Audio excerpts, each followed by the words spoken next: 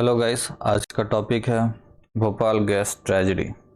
So basically ये incident हुआ था 3 दिसंबर 1984। आप ये न्यूज़पेपर का कटिंग देख सकते हैं।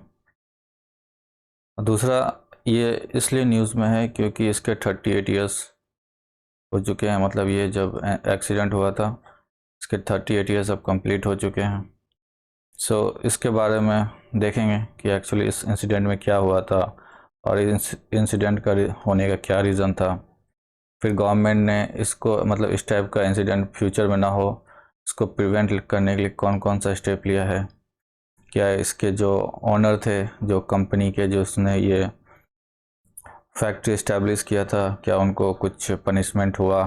जिनका नाम था वैरन एंडरसन, जो बेसिकली सीईओ थे यूसीसी के, मतलब यूनियन कार्बाइड कॉरपोरेशन के, और उसके अंडर आता था UCIL, union carbide India limited, तो जो इंडिया में इस्टेब्लिश किया था फैक्ट्री को।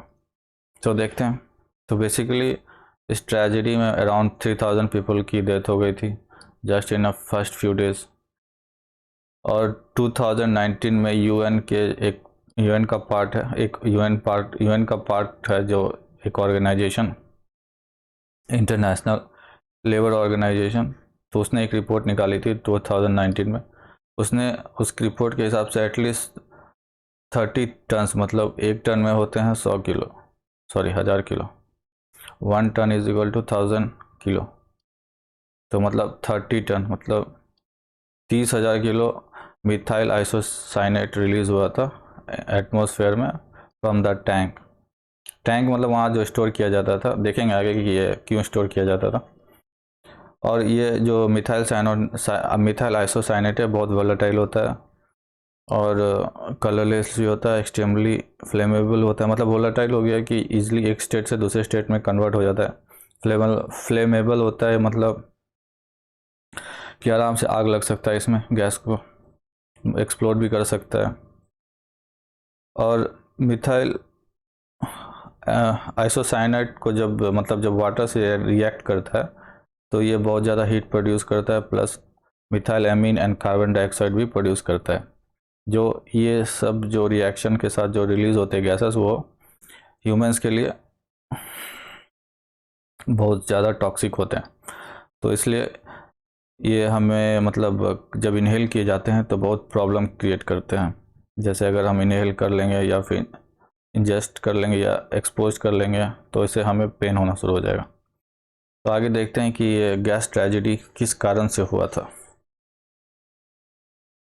अब मिथाइल आइसोसाइनेट का फॉर्मूला होता है CH3CNO, ये केमिकल फार्मूला है। और बेसिकली ये कंपनी है जो सब्सिडरी होती थी यूसीसी की, तो उसने इस्टेब्लिश किया था ये फैक्ट्री भोपाल में ताकि वो लोग पेस्टिसाइड प्रोड्यूस कर सकें। और मिथाइल आइसोसाइनेट एक इंटरमीडिएटरी होता है जिसके कारण ये वाली पेस्टिसाइड प्रोड्यूस होती है। और अब पेस्टिसाइड का मतलब इंडिया एक एग्रीकल्चरल कंट्री है, मतलब more than 50% of its population अभी भी ये लोग एग्रीकल्चर में ही इन्वॉल्व होते हैं। अभी धीरे धीरे अभी चेंज हो रहा है, बट अभी भी इस एग्रीकल्चर का कंट्री ही कहलाता है। तो हमें इस कारण से बहुत सारा पेस्टिसाइड्स, फर्टिलाइजर्स की ज़रूरत पड़ती है। तो ये पेस्टिसाइड प्रोड्यूस करना चाहती थी इंडिया में, तो इसके लिए मिथाइल आइसोसाइनेट की ज़रूरत होती थी। तो ये मिथाइल आइसोसाइनेट भोपाल में एक 3 स्टोरेज टैंक क्रिएट किए गए थे, उसमें इसको स्टोर किया जाता था। उसमें से एक स्टोरेज टैंक था जिसका नंबर था 610। तो उसमें क्या हुआ कि पानी घुस गया।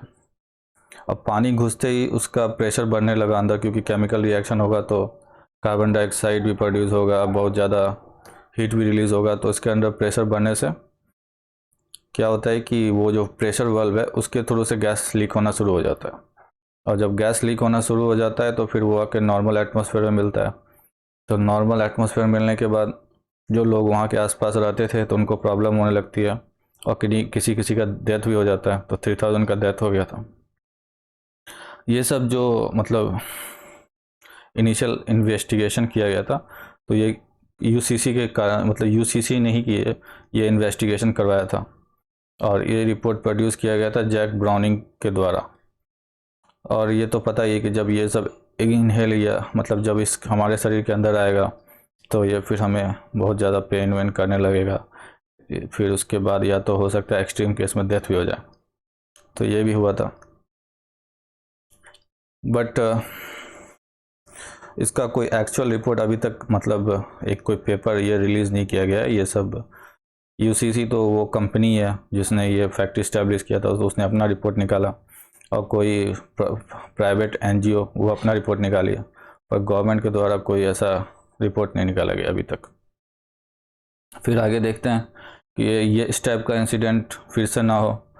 जो 1984 में हुआ था, तो उसको प्रोटेक्ट करने के लिए 2 साल के बाद एक इन्वायरमेंट प्रोटेक्शन एक्ट लाया गया, जिससे गवर्नमेंट को पावर मिलती है कि ताकि वो इन्वायरमेंटल एंड पब्लिक सेफ्टी के जो रूल्स है उसको स्ट्रिक्ट कर सके, और ताकि फिर ये सब इंसिडेंट को रोका जा सके।